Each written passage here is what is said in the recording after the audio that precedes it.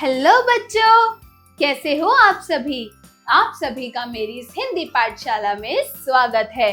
तो बच्चों, आज की इस कक्षा में हम एक मजेदार सी कहानी पढ़ेंगे। पता है कौन सी? पंच का न्याय। चलिए शुरू करते हैं। अध्याय 10, पंच का न्याय। कहानी। अध्ययन से पूर्व।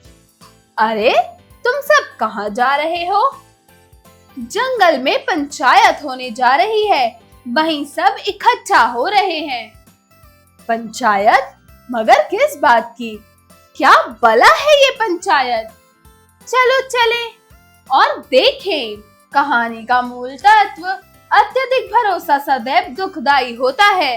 अगर आप किसी भी व्यक्ति पर, किसी भी चीज पर जरूरत से ज्यादा भरोसा करते हैं तो अंत में आपको दुख ही प्राप्त होता है। तो अत्यधिक भरोसा हमेशा दुखदाई होता है। तो चलिए अब कहानी शुरू करते हैं।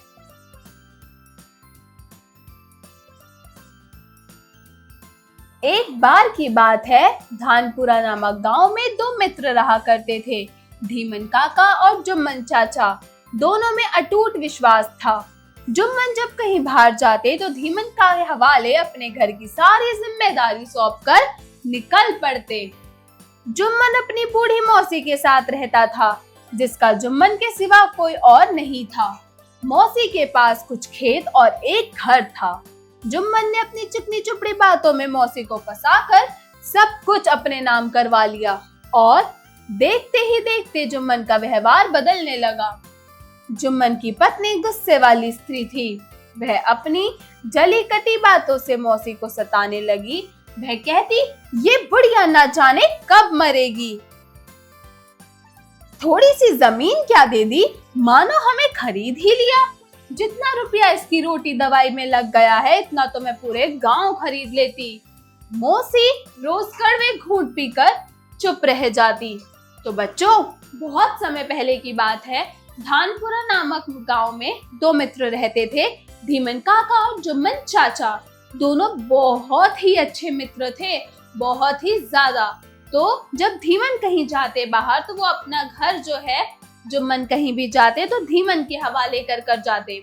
और जुम्मन चाचा की एक बूढ़ी मौसी भी थी, जिन पे उनकी मौसी जो थी वो जुम्मन पे बहुत भरोसा करती थी, क्योंकि उनका जुम्मन के अलावा कोई और था ही नहीं। तो जुम्मन ने अपनी चिकनी चुपड़ी बातों में उनको मक्खन लगाकर उन्होंने उनके सारे खेत, उनके घर अपने नाम करा लिए। जैसे ही घर और खेत जुम्मन के नाम हुए तो जुम्मन की जो पत्नी थी वो बहुत गुस्से वाली थी। वो हर बात में मौसी को सताने लगी, जली कटी सुनाने लगी, कब मरेगी ये बुढ़िया, ऐसे ऐसे ताने देने लगी। जो जुम्मन की जो मौसी थी वो बहुत दुखी रहने लगी। तो कुछ दिन गुजरने के बाद ही मौसी ने जुम्मन से शिकायत की। जुम्मन के कान पर जूं तक न रहेंगी। जब मौसी ने जुम्मन से शिकायत की तो जुम्मन को जरा भी फर्क नहीं पड़ा। उसके कान पर जूं तक ना रहेंगी। तो कुछ दिन तक तो यूं ही रो धोकर काम चलता रहा। अंत में एक दिन मजबूर होकर मौसी ने कहा, बेटा, हम सब एक साथ रहें ये अब मुमकिन नहीं है। तुम मुझे कुछ रुपए दे दिया करो, मैं अपना पेट स्वयं भर लिया करूंगी। तो मौसी की इस विनय पर भी जुम्मन के सिर पर जूं ना रहेंगी। उसने मौसी की और निंदा करनी शुरू कर दी। तो मौसी ने सोचा, पानी सिर से ऊपर गुजर चुका है, अब और अधिक देर करना ठीक नहीं। अतः मौसी विवश होकर पंचायत के पास जाने के लिए निकल गई। शाम के समय पंचायत बैठी। बूढ़ी मौसी ने विनती करते हुए पंचों से कहा, पंचों, 3 साल पहले मैंने अपनी संपत्ति अपने भांजे जुम्मन के नाम इस उद्देश्य से लिख दी थी कि ये मुझे 2 वक्त की रोटी और कपड़ा देगा। 3 साल बीत गए मुझे इसके ताने सहते हुए। अब मुझे ना अन्न देता है ना कपड़ा। अब आप ही मेरा इंसाफ कीजिए। आप जो फैसला करेंगे मुझे मंजूर होगा। पंचों ने मौसी को कहा कि हम पंचों में से किसी एक का चुनाव कर लीजिए, वही आपके लिए हितकर होगा। तो पंचों के कहने पर मौसी ने धीमन काका को न्याय पाने के लिए सरपंच चुना। अपने मित्र धीमन काका का नाम सुनते ही जुम्मन की खुशी का ठिकाना न रहा। उसने सोचा, यहाँ तो सांप भी मर जाएगा और लाठी भी नहीं टूटेगी। मतलब जुम्मन को लगता था कि धीमन जो मित्र है उसका, अगर वो सरपंच है तो उसके ही हित में जवाब देगा, वो जो भी फैसला लेगा वो जुम्मन के हित में होगा। मतलब यहाँ सांप भी नहीं मरेगा और लाठी भी नहीं टूटेगी। सरपंच बनने के बाद धीमन काका ने दोनों पक्षों की बातें ध्यान से सुनी। अंत में उसने अपना न्याय सुनाते हुए कहा, मौसी जी ने जो कुछ कहा वह सच है, इसलिए जुम्मन को हर महीने मौसी को पैसे देने होंगे। धीमन का यह न्याय सुनते ही जुम्मन आग बबूला हो गया। ऐसे ही धीमन, उसे उम्मीद कदापि नहीं थी। उस दिन से धीमन जुम्मन को फूटी आंख ना भाता और मन ही मन बदला लेने की ताक में रहने लगा। धीमन के पास 2 बैल थे। कुछ महीने बाद इसका एक जोड़ा बैल बीमार हो गया और एक बैल किस काम का। धीमन के पास 2 बैल थे, जिसमें से उसका जोड़ा यानी कि एक बैल बहुत बीमार हो गया और उसकी मृत्यु हो गई। तो दूसरा बैल, एक बैल किस काम का। तो उसने क्या सोचा कि वो गांव के साहूकार को यह बैल बेच दूं। वह इक्का गाड़ी हाँकते थे। धीमन काका के बैल को देखकर साहूकार का मन ललचाया। तोल मोल के बाद धीमन ने वह बैल साहूकार को इस शर्त पर बेच दिया कि महीने के अंदर ही वे बैल का दाम चुका देंगे। तो साहूकार बैल से खूब काम लेता, मगर इसके भोजन का बिल्कुल ध्यान नहीं रखता। इसलिए बैल का शरीर टूटता गया और वह 1 महीने के भीतर ही मर गया। महीने बीतने पर धीमन अपने बैल की रकम लेने पहुंचा तो साहूकार पैसे देने से आनाकानी करने लगा। धीमन अपने पैसे मांगता मांगता थक गया, पर साहूकार ने उसे अंगूठा दिखा दिया। आखिरकार धीमन ने पंचायत बुलाई और गांव की पंचायत फिर बैठी। तो पंच ने पूछा, बोलो धीमन, किसको अपना सरपंच चुनते हो। तो धीमन ने कहा, साहूकार ही चुन ले। साहूकार अकड़ कर खड़ा हुआ और बोला, मेरी ओर से जुम्मन चाचा। जुम्मन का नाम सुनते ही धीमन का कलेजा मुंह को आ गया। उधर सरपंच बनते ही जुम्मन ने अपने मन में एक जिम्मेदारी का भाव पैदा हुआ। उसने सोचा कि मैं इस समय न्याय के सबसे ऊंचे आसन पर बैठा हूँ, इसलिए मुझे सत्य से नहीं हटना चाहिए। तो पंचों ने दोनों से सवाल करने शुरू किए। अंत में जुम्मन ने फैसला सुनाया तो पंचों ने दोनों पक्षों की बात पर अच्छी तरह से विचार किया। साहूकार के लिए यही उचित होगा कि वह बैल का दाम चुका दे। उसने जब बैल खरीदा तब बैल को कोई बीमारी नहीं थी। बैल की मौत अधिक परिश्रम करने से हुई है।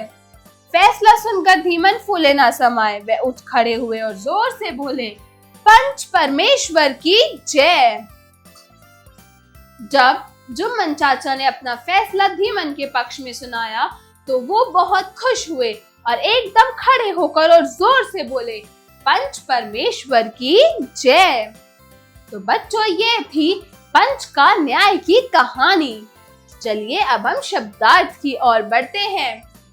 शब्दार्थ, व्यवहार मतलब आचरण, संपत्ति मतलब जायदाद, जली कटी बातें मतलब बुरा भला कहना, आनाकानी मना करना, अटूट मतलब पक्का, परिश्रम मतलब मेहनत, विनय मतलब प्रार्थना। उच्चारण करें। तो बच्चों, यहाँ पर आपको कुछ शब्द दिए गए हैं जिनका उच्चारण आपको सही ढंग से करना है। तो चलिए मेरे साथ इन शब्दों का उच्चारण कीजिए। जिम्मेदारी, जिम्मेदारी, बिल्कुल, बिल्कुल, ललचाया, ललचाया, मजबूर, मजबूर, विश्वास, विश्वास, जमीन, जमीन। तो बच्चों, ये था पाठ पंच का न्याय जो हमने पढ़ा। चलिए अब हम इस पाठ के अभ्यास कार्य की ओर बढ़ते हैं। अभ्यास कार्य, जरा बोलिए। स्पीकिंग स्किल्स, प्रश्न 1, दिए गए प्रश्नों के उत्तर बताइए। तो बच्चों, यहाँ पर आपको कुछ प्रश्न दिए गए हैं जिन प्रश्नों का आपको सही सही उत्तर बताना है। पहला है, क धीमन काका और जुम्मन चाचा किस गांव में रहते थे? वेरी गुड, धानपुर नामक गांव में। ख धीमन काका के पास कितने बैल थे? Very good, 2। धीमन काका के पास 2 बैल थे। घ जुम्मन चाचा ने किसकी संपत्ति हत्या ली थी? वेरी गुड, अपनी मौसी की। जुम्मन चाचा ने अपनी मौसी की संपत्ति हत्या ली थी। घ जुम्मन चाचा की पत्नी कैसी थी? तो बच्चों, जुम्मन चाचा की जो पत्नी थी वो बहुत ही ज्यादा गुस्से वाली थी। जरा लिखिए राइटिंग स्किल्स। प्रश्न 2, दिए गए प्रश्नों के उत्तर लिखिए। क मौसी को पंचायत क्यों बुलानी पड़ी? तो बच्चों, मौसी को पंचायत इसलिए बुलानी पड़ी क्योंकि अब पानी सर के ऊपर जा चुका था। मतलब जो जुम्मन चाचा की पत्नी थी वो हर चीज में उनको ताना कसती। उनको खाना टाइम पे नहीं मिलता, उनको कपड़े दवाइयों के लिए उनके आगे बार बार गिड़गिड़ाना पड़ता।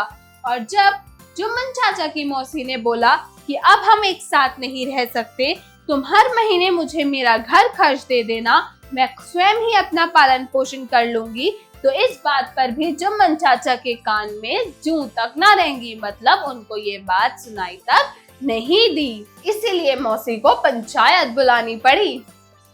ख जुम्मन चाचा धीमन काका पर आग बबूला क्यों हो गए? जुम्मन चाचा धीमन काका पर आग बबूला इसलिए हो गए थे क्योंकि जब जुम्मन चाचा की मौसी ने अपना सरपंच धीमन काका को चुना तो जुम्मन बहुत ज्यादा खुश हो चुका था क्योंकि वो उसका बहुत ही घनिष्ठ मित्र था और उसको ये लगता था कि धीमन काका जुम्मन चाचा के हित में ही बोलेंगे, चाहे वो सही है या वो गलत है।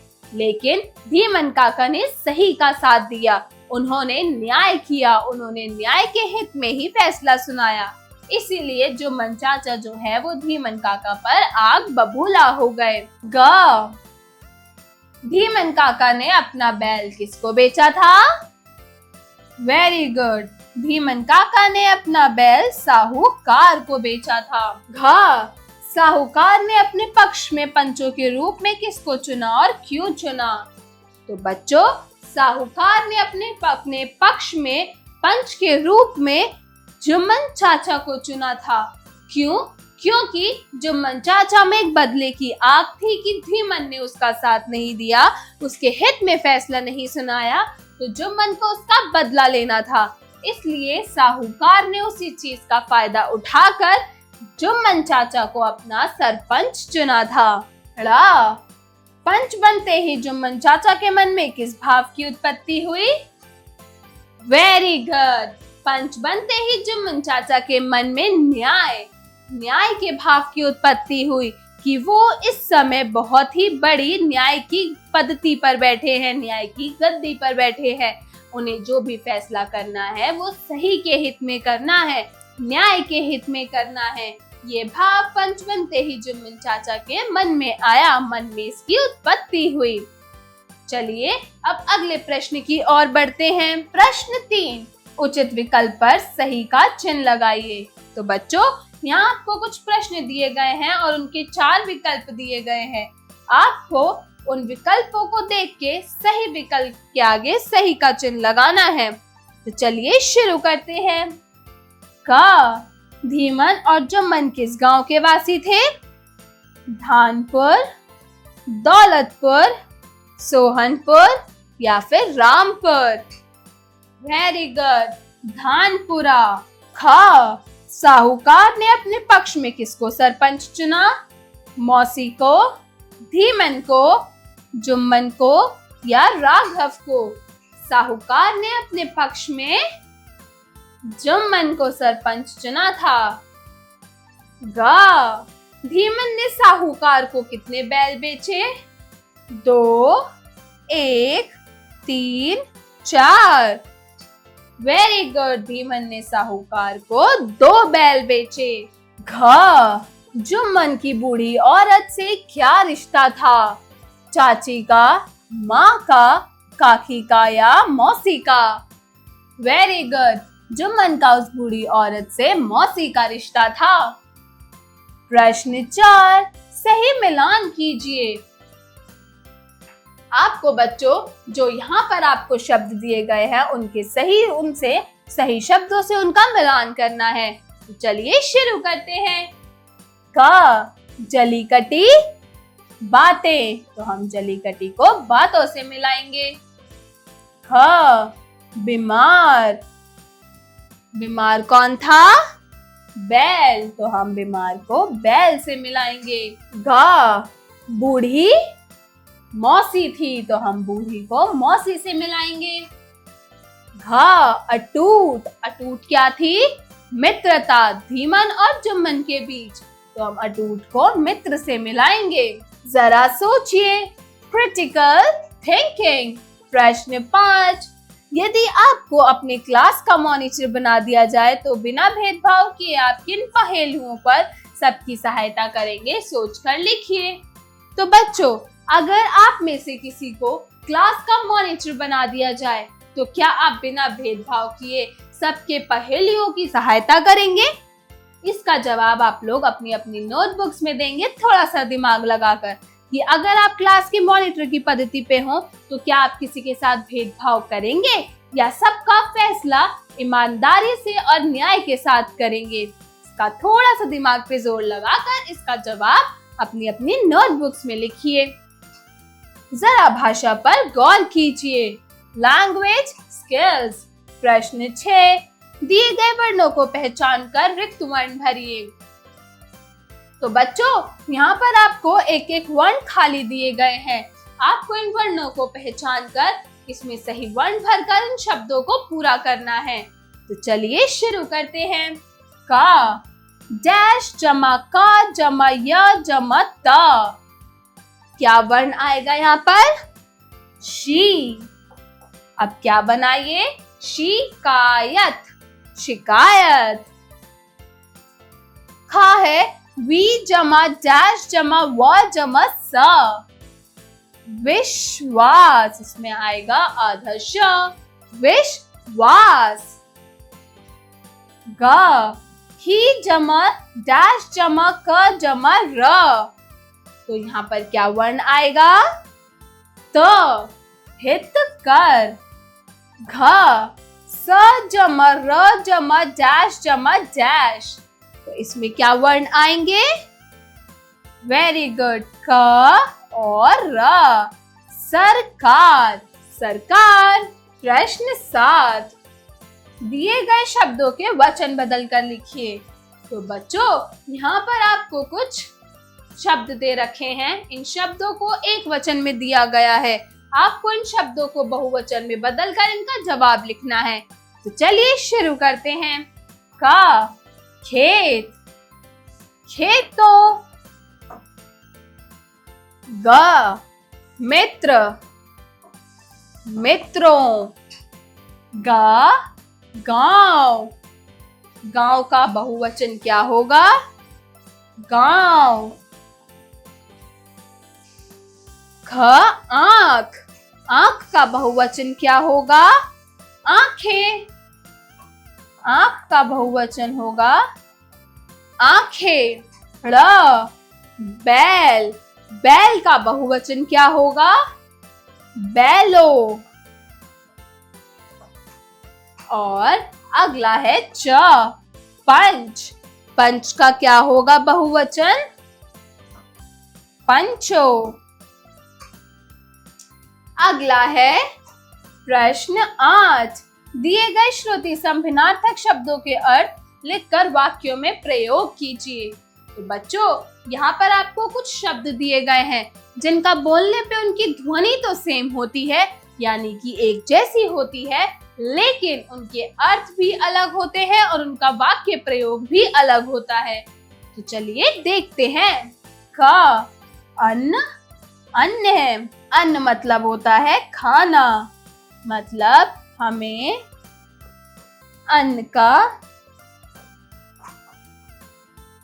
सम्मान करना चाहिए।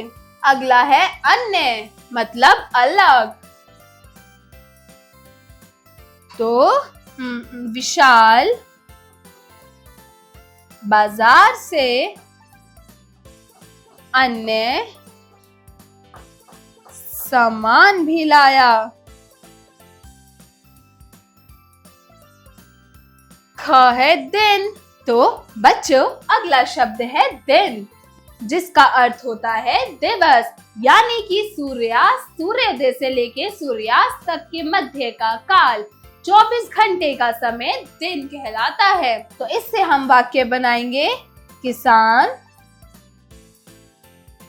दिन रात मेहनत करता है। अगला शब्द है दीन, मतलब लाचार या फिर बेबस व्यक्ति। इससे हम बनाएंगे, किसान आर्थिक रूप से बहुत दीन है। तो बच्चों, अगला शब्द है कर्म, मतलब काम। आप अपने जीवन में जो भी काम करते हैं उसे हम कर्म कहते हैं। तो इससे हम वाक्य बनाएंगे, हमें सदैव अच्छे कर्म करने चाहिए। अगला है क्रम, मतलब अनुक्रम, यानी कि संख्या, यानी कि सीरियल वाइज लगना, जैसे 1 2 3 4, उसे हम क्रम कहते हैं। तो इससे हम बताएंगे, सभी बच्चे क्रम में खड़े हैं। चलिए अब अगले प्रश्न की ओर बढ़ते हैं।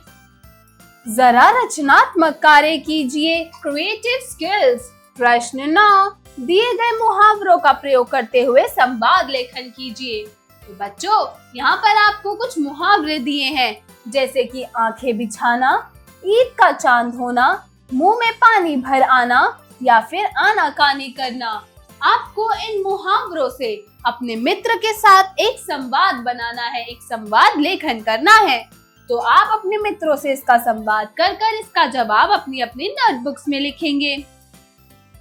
अगला प्रश्न है प्रश्न 10, जो मनचाचा के न्याय से आप किस हद तक प्रभावित हुए और क्यों? जो मनचाचा ने क्या न्याय सही किया था या नहीं किया था, आप उससे किस हद तक प्रभावित हुए हैं, और अगर प्रभावित हुए हैं तो क्यों हुए हैं? इसका जवाब आप अपने अपने शब्दों में अपनी अपनी नोटबुक्स में देंगे। अगला है जरा दिमाग लगाइए, ब्रेनस्टॉर्मिंग एक्टिविटी। प्रश्न 11, दिए गए शब्दों को ध्यानपूर्वक देखिए और बताइए कि न्याय में सक्रिय भूमिका का निर्वहन करने हेतु हमें किन गुणों को आत्मसात करना होगा। कोई 3 शब्द पूछकर लिखिए, सत्यवादी, तानाशाह, धैर्यवान, हिंसावादी या फिर मृदुभाषी। इसका जवाब भी आप लोग अपनी अपनी नोटबुक्स में देंगे। जीवन कौशल एवं मूल्य परक प्रश्न, life skills and value based questions. प्रश्न 12, दोस्ती में किसी भी हीन भावना को स्थान नहीं देना चाहिए। आप अपने अंदर किस प्रकार की हीन भावना का त्याग करना चाहेंगे, सोचकर लिखिए। जहां दोस्ती होती है उस दोस्ती में कभी भी किसी भी हीन भावना को स्थान नहीं देना चाहिए। आप अपने अंदर किस प्रकार की हीन भावना का त्याग यानी छोड़ना चाहेंगे, सोचिए और इसका जवाब बताइए। तो बच्चों, आशा करती हूँ ये पंच का न्याय, ये चैप्टर, ये पाठ, आपको ये कहानी अच्छी लगी होगी। और मैं मिलती हूँ अगले कक्षा में एक नई कहानी या फिर एक नई कविता के साथ। तब तक के लिए बाय बाय।